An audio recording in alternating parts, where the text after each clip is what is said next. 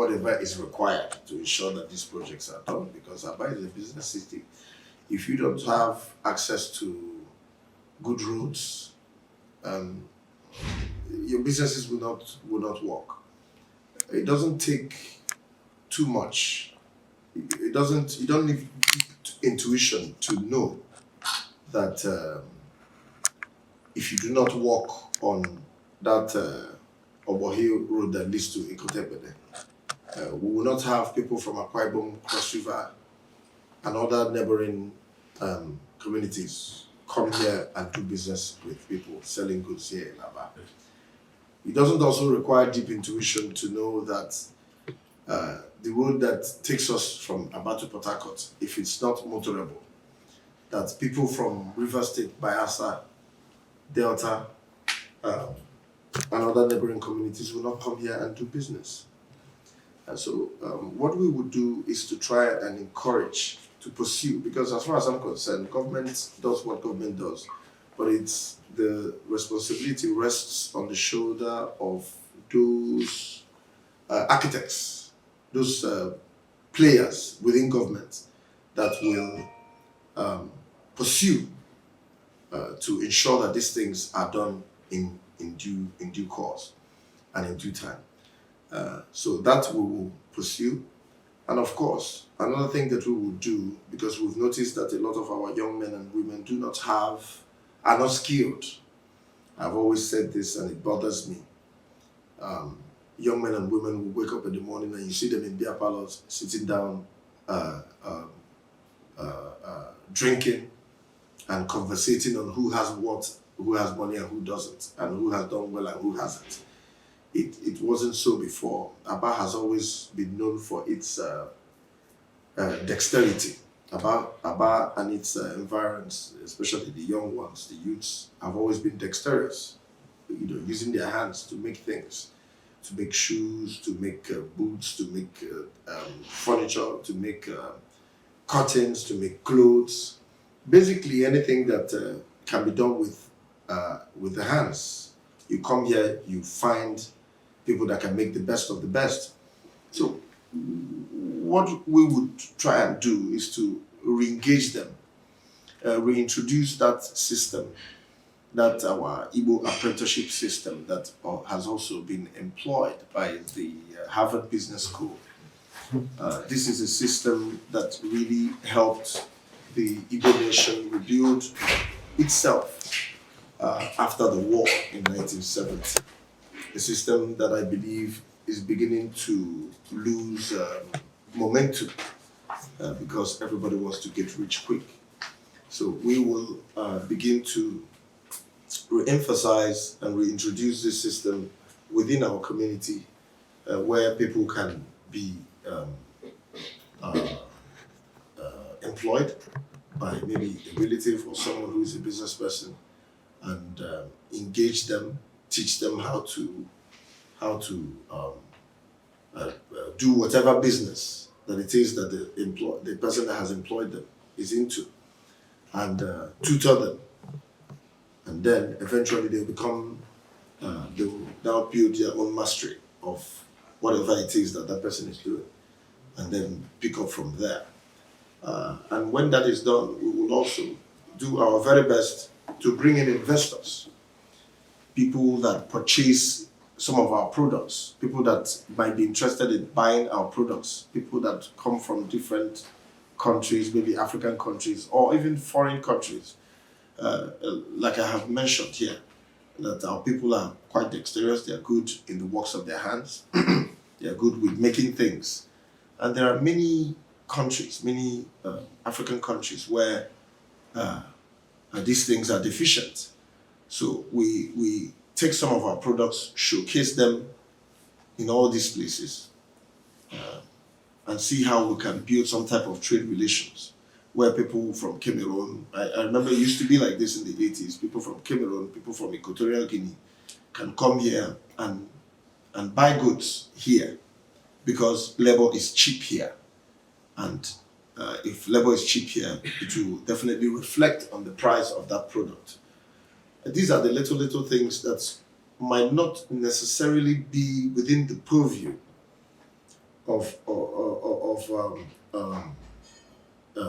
a member of House of Reps. But these are things that I, as a business person, understand must be done for our people to prosper. Aba is a business community. Aba is a business city. And I'm a businessman. And I understand, to a reasonable degree, the pulse of every business person, because, we trade. We buy a product for 3 naira, we sell it for 3 naira 50 kobo. It's what we do. We also know the challenges that businessmen encounter when they are about to do business, when they are engaging in any business.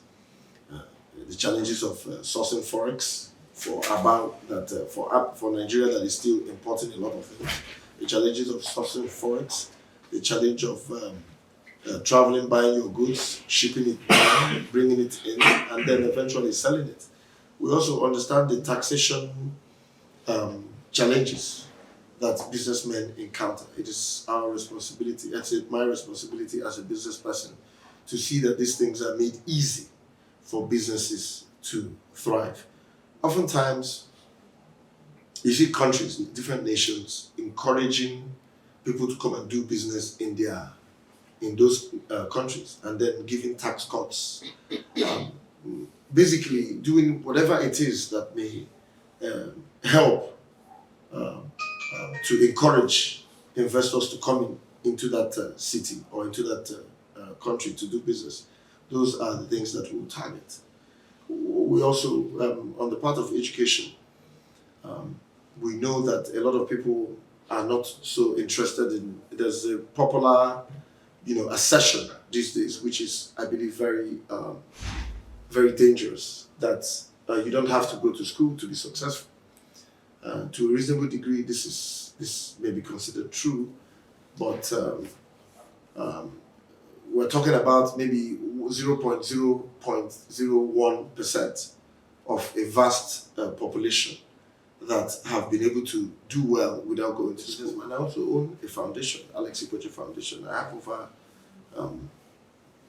both Abians and non-Abians, over 200 students that we are paying their school fees. And we've been doing this for years now, for at least more than half a decade that we've been carrying these children. But of course, there's a limit to what a businessman can do, and there's also a limit to what you can spend. But if we're able to get into power, and then we look at some of these foreign organizations, we bring them, invite them, possibly get the special students. I've seen a young man from Ahafia who made a transformer-like object that can generate electricity. Those are special kids. I've seen another young man who built like a paper plane that actually can take off from the ground. These are the Mark Zuckerbergs that we have here. But because they are not encouraged, because nobody inspires them to keep going, you see these talents, most of these talents become wasted, and then you see some of them now becoming keke riders and okada riders, and that's a problem. So these are the little things that we intend to do. Then on having our people skilled, we intend to pursue extensively the area of having people skilled in different things. Instead of sitting down and drinking Boroko and screaming, wait, we intend to really bring in people that can begin to tutor people on how to make different things. Young men can learn how to make these things. Young men can learn how to make paint. Young men can learn how to do plumbing. Young men can learn how to assemble and disassemble laptops. That's the future. Young men can learn how to do coding. Young men can learn how to trade online. You can buy things from Amazon and sell on eBay. Young men can learn how to just buy and sell Bitcoin online and make $20, $20, $30 a day. But the enthusiasm to learn these things have to be there. Then again, someone has to bring these things to their knowledge. If you're able to propose these things and show them how to do these things, there are whiz kids. There are people that are computer whiz kids that know how to, do these things, but they just need to be guided on how to really do ICT. These are the little things that we can introduce. Of course, there's a limit to what a member of the House of Reps can do because you don't have access to allocation. So there are conventional and unconventional things that we can do to add value here in Aba. In terms of access, I really do not think there's anybody that is running for election that is out there the most. That I can say that people have access to him more than they do with me. My number is a number that everybody has. Most times when I meet people, I tell everyone to bring out their phones and I call up my number. Everybody has access to my number. This is my home. This is where I live. Most times my children are here. And, it's always right, especially with the situation in the country as regards to insecurity, to know who is coming. But if you go to my office today, I'm there, I'm not there, you see over 300 people waiting. And we do our best to at least see every person that comes to meet with me. I'm not the contemporary traditional politician. They are the traditional politician that that will make promises and tell you, oh, we're going to do this, we're going to do that. I'm a businessman. I'm a businessman that is into business, that is not into politics. But part of the reasons why we decided to come now and do this politics of a thing is because we have seen that some of us that have built experience in the public sector and also in the private sector, because I used to be a local government chairman and the private sector, knowing that the type of brain that is required now is that which understands that you cannot borrow money from the bank, maybe as a governor or as a local government chairman or as a president, and use it and build stadium that is not going to generate money for the state or for the country or for the people. We need some type of to deploy some type of business mindset that will allow you to understand that, okay, this thing has to be looked at from a business perspective where we can invest money and generate money. We invest money, we create jobs, we generate money. We invest money, we create more jobs, we generate money for ourselves, and then our people are comfortable. So you need that type of intellect to be invested in the public sector.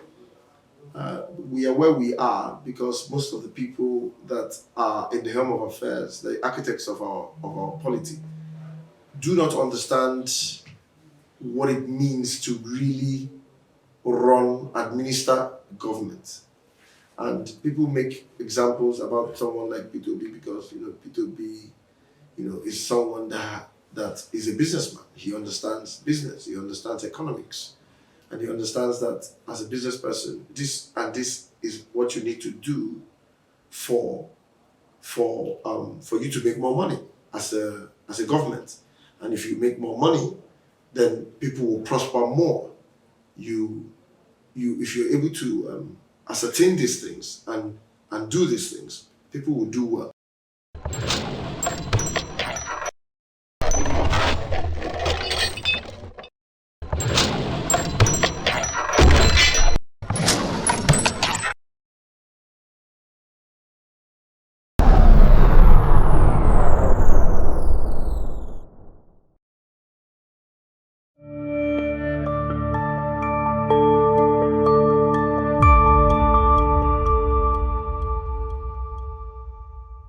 Lived here, started earning money here, served as a local government chairman here, If I were living in America, I would have probably been a citizen of the United States, and it would be my God-given right to run for even president of the United States, if that were to be my prerogative. So the whole Aba thing, being an indigenous of Aba, is like we are dealing with this situation of our brothers from the north believing that they are the only ones that deserve to govern Nigeria. And I always try to talk to people for us to look beyond where we are from, as long as we're eligible to run for office in that particular constituency. Let us look beyond. If, say, Isialangwa was as developed as Aba, and then you have residents of that place come from different other places, it's their God-given right to run for office. Most of the people that have been here holding this House of Reps position are non-indigens, because you have like 80% of the entire population of Aba as non-indigens. And most of them have done well. OC Prestige that just passed away. It's not originally from Aba.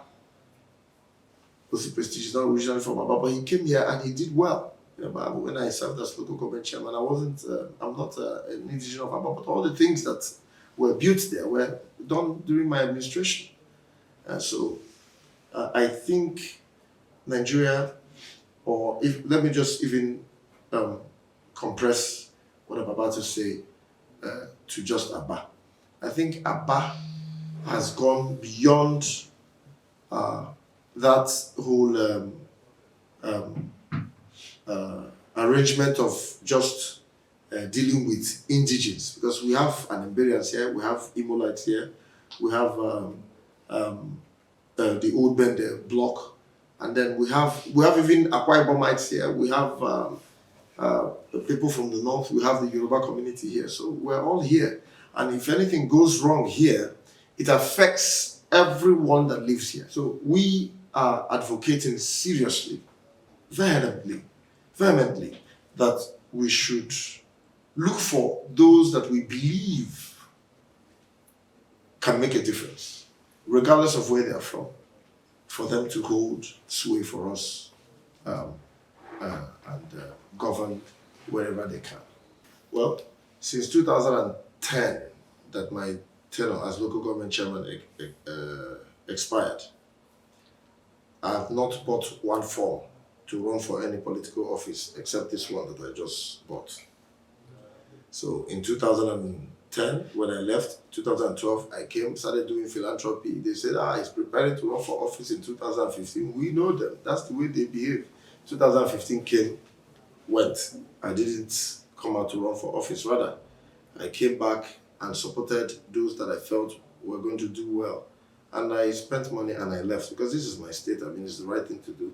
2016, I built a school. I donated, renovated a NEPA cash office that my father built many years ago in my community. Donated. Everybody said, he's preparing for 2019. We know that.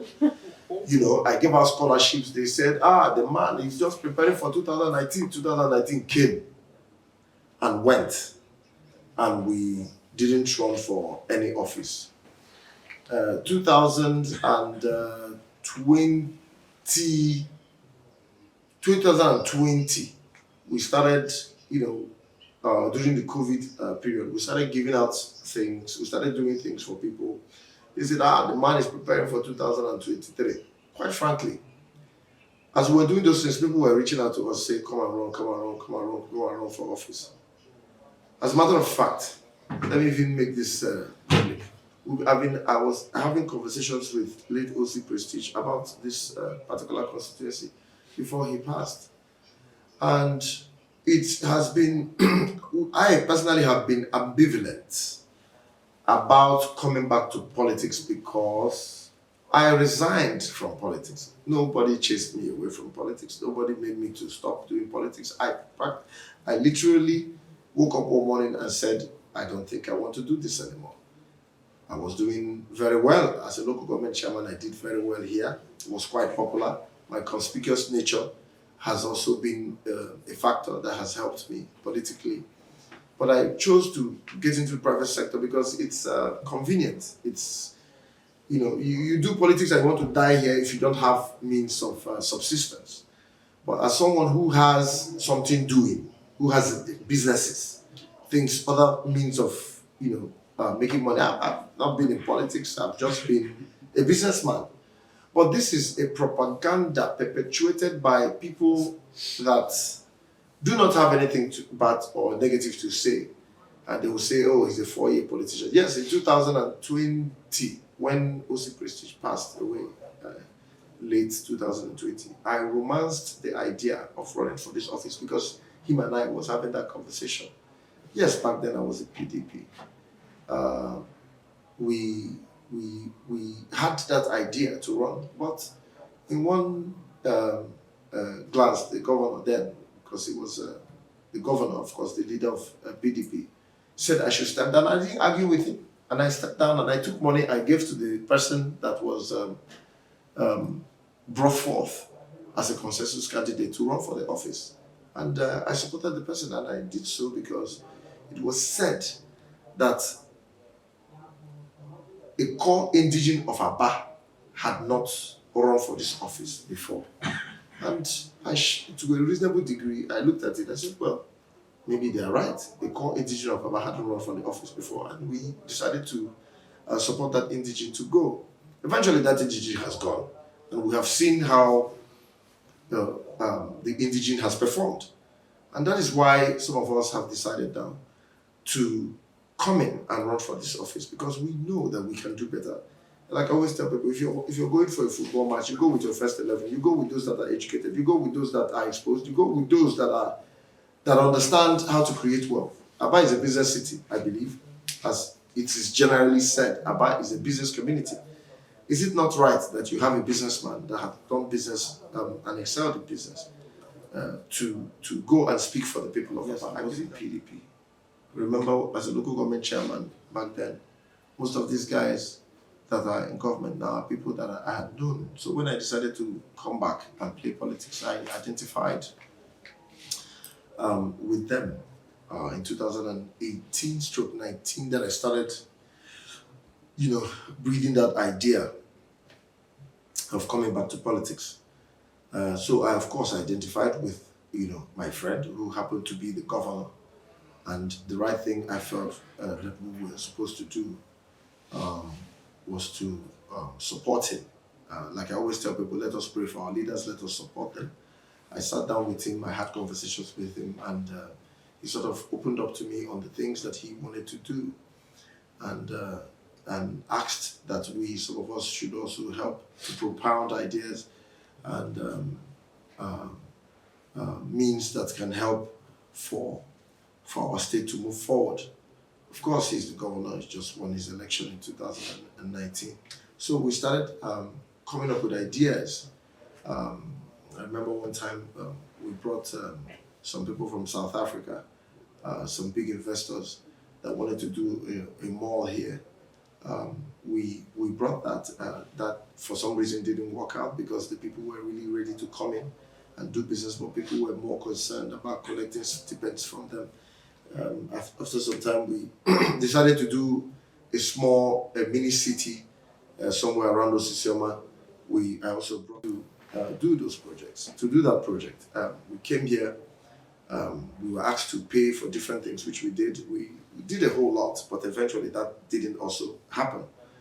So a few roads we saw were picked up, like Fox Road. The government, this administration started Fox Road. I grew up in Fox Road. I grew up in Omole. So, it made me, I was passionate about that project because, that's where I grew up, and I know, I still remember back not too long ago when if you're crossing Amikon, you pay somebody money and they'll carry you, they'll carry you behind and, cross you over to the other side of the road because, those areas were bad. So we tried to encourage the governor. Back then, we also saw it's popularly now known as Santa Table, which was the flyover. So I actually thought that the administration had like a plan, had a vision, knew where they were going. But after some time, we started seeing the vilification of people that are not from here. You're from here. You come from here. You're not from here. Therefore, you are not to be trusted. You're not to be a part of what is happening. You are ostracized, isolated. Different things just started playing out. And we understand that for a community to move forward, for people to move forward, you guys need to be together. You guys don't need to be divided. You guys need to work as a team. And we all need to be compassionate towards one another. We need to show empathy. We need to be kind to one another. But if you continue to divide people and vilify people, we don't grow. You can see that our state is more divided than ever. So these are the things that we saw, and we felt, okay, let us go to a party that believes in unity. Like our slogan is Nkab Nkai, that believes in bringing people together. A party that fielded someone like O.C. Prestige, a party that was to a reasonable degree conceived by our leader, Chief Ojukwu. So we thought, okay, let us go to a party that is all-inclusive and see how we can begin to fix the damage that has been caused already, socially and economically. Now, it is imperative to state that a local government chairman does not have such powers to take funds that belong to the people and put in his pocket. A local government chairman does not have immunity. A local government chairman does not work in isolation. You have, let me explain a little how the local government system works. You have the Commissioner of Local Government and Chieftaincy Affairs, who represents the governor, who sort of administers the entire activity of the local governments, of all the local governments in the state. And then you have the PAMSEC of that same local government and chieftaincy affairs.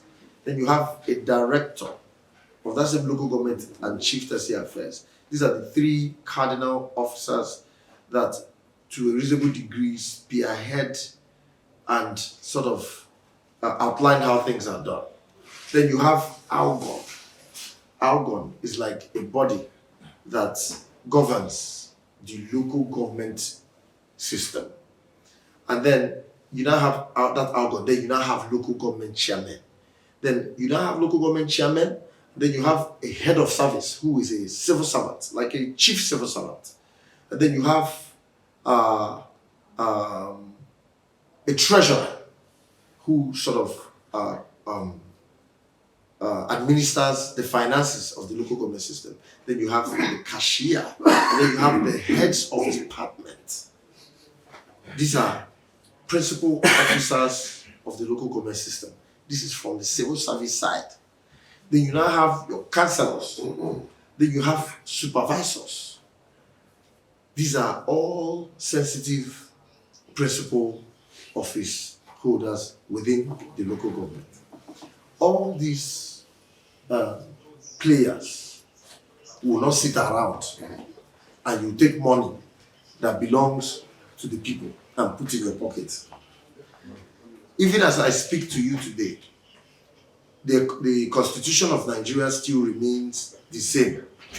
You cannot receive funds from the local government, take that funds, put a gun in the head of the cashier, the head of service, and tell them, give me this money, and they'll give it to you, and you set off, leave for the sunset. It doesn't work like that. During our time, we had situations where because of the, what do you call it, global economic crisis, when I was local government chairman. We received, there was a time there was an oil boom, and we received funds from the federal government that helped us. That was how we were able to build all those things you saw us build at local government. We did the roads, we did GOP Road, we did a health center at Omogo, we renovated the entire local government council, built the story building you saw there, asphalted the local government, port generators put in there, and began to change the psychology of our civil servants, because most of them didn't believe in themselves, most of them didn't know what to do. We started to alter the brain, the psychology of these people, because they say for you to change and grow, you must change internally. And we started doing these things, and it was working, and the local government system was really moving before we encountered the global economic crisis in 2008, late 2008. And when that happened, it affected every local government in the state, if not in the country. We started getting, I remember back then, sometimes we get 4 million naira allocation. 4 million naira allocation to pay a wage bill of 20-something million was a problem. So we started intensifying efforts to see how we can, boost our IGR, but that also didn't work.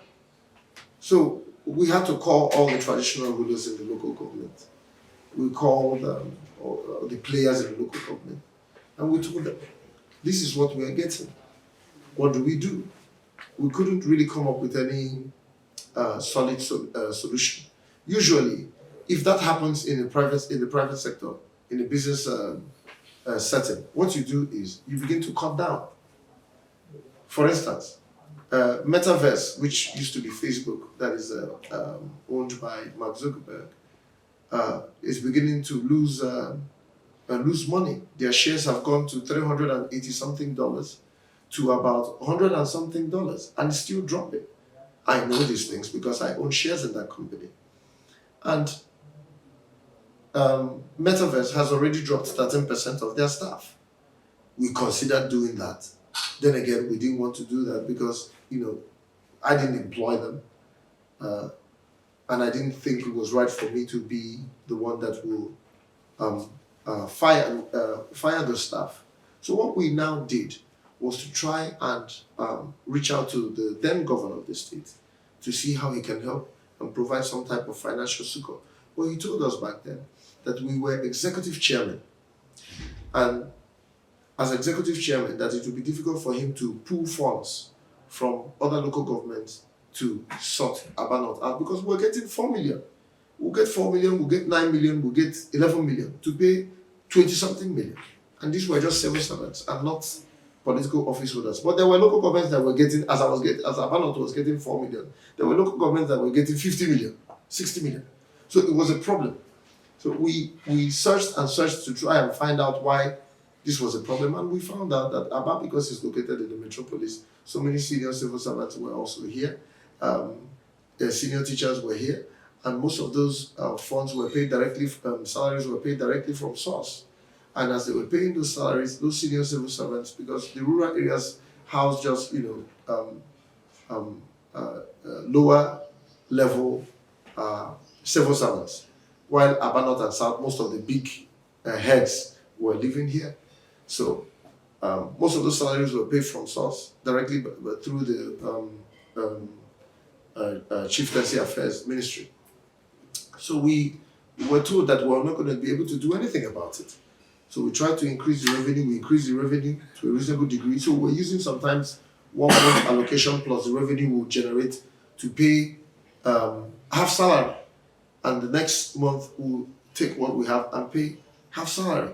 So when I came in, I met, I think, 6 months salary, and we managed it, 7 months salary, and we managed it to about 9 months before we left for 2 years with the economic crisis.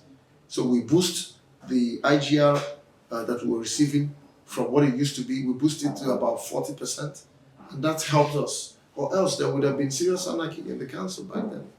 So there is no local government chairman that can sit on funds, put funds in his pocket. I don't even know if governors can do that. But from afar, if you're sitting in a beer parlor where people are drinking, they will tell you, oh, the man took money and they will believe it. But the truth is that constitutionally, if you do it, you'll be in jail. And I never slept in jail. I never went to jail. I was never arrested. All the checks that we were getting, I would bring out those checks. I'll call the traditional rulers. I'll call the principal officers. And I'll most times photocopy those checks and put them on the notice board for people to see. So there was no such thing as misappropriation of funds. Yes, we did do one or two construction, shop construction in Arera as requested by the market. Usually before you construct anything, you call the leadership of the market. There are what we call line chairmen. There are zonal line chairmen. You call them and you ask them, okay, is this something you people want us to do? And they will say yes, or they will say no. And if they say yes, you now say, okay, fine. Then you now get those that handle the technical side of this construction, the engineers, the people that have access to the master plan, to make sure that whatever you're constructing or building is in tandem with what is supposed to be done. Then when that is done, you figure these things out and then you resolve if you're to build or not to build. When I was local government chairman, most of the construction that we did was in Orata because we had just recently moved the people that sell wood from Ariaria to Orata. So what we did was to try to expand Orata, make it habitable, make it usable, and also to open up that place so that people that own property within those areas will have their property add value. So we concentrated more on Orata and not Ariaria. So the story of Ariaria is a little new to me.